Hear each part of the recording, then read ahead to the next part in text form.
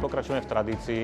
Každý rok sa snažíme odovzdať cenu významnejším osobnostiam mesta. Zmysel je ten, že si treba všímať ľudí, ktorí viac dávajú, ako dostávajú, ktorí sú svojím spôsobom výnimoční každý v svojej oblasti. Chceme upozorniť na týchto ľudí, dávať ich ako inšpiráciu, ako vzor a myslím, že to je aj povinnosť, ale aj slušnosť mesta ako také.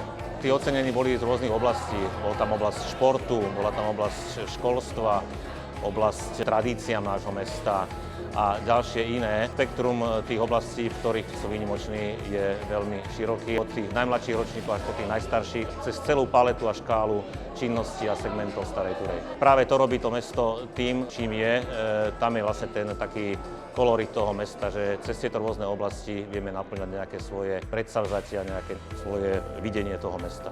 Takže ocenení boli pani Janka Lukáčová, Dušan Lukáč za výnimočnú angažovanosť s cieľom zlepšiť kvalitu života detí a mládeže, pani Jitka Durcová za celoživotné zásluhy o rozvoj mesta na poli kultúrnom a v oblasti uchovania a udržiavania lokálnych tradičných hodnôt, pán Činčurák, pani Činčuráková za duchovnú službu so silným sociálnym rozmerom, s nadväznosťou na dedičstvo kňazov, pani Lacová za dlhoročné výnimočné výsledky dosiahnuté vo výchovno-vzdelávacom procese, Peter Ištona za dlhoročnú aktívnu a tvorivú výchovno-vzdelávaciu činnosť s deťmi a mládežou basketbalistky týmu U18, za dlhoročné výnimočné výsledky dosiahnuté v športovej oblasti a divadelná skupina Tília, za mimoriadne tvorivú činnosť v oblasti amatérskeho divadla pani Katka Vidová, za reprezentáciu a šírenie dobrého mena mesta, propagujúcu aktívneho spôsobu života prostredníctvom športového aerobiku.